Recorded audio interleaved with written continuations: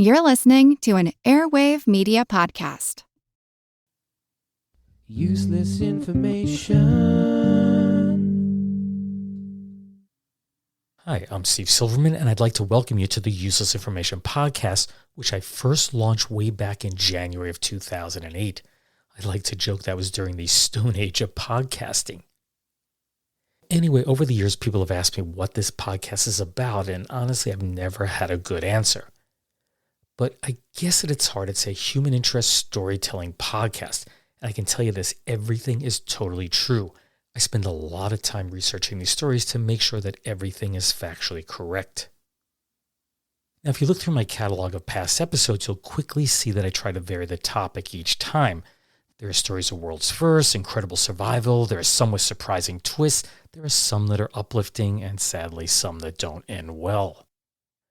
But the one thing that I'm certain of is that this is not a true crime podcast. While I do throw in a true crime story occasionally, my main focus has always been on the quirky, the unusual, and the unknown.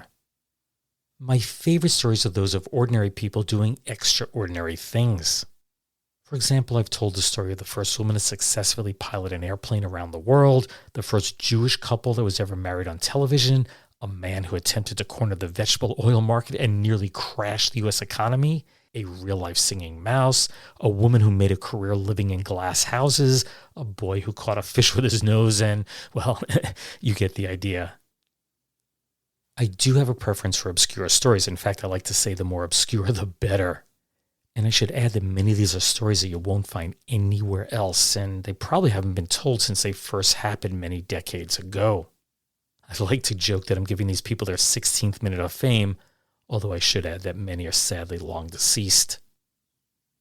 Now, if you're new to the podcast, I do encourage you to start with the most recent episodes and work backward from there.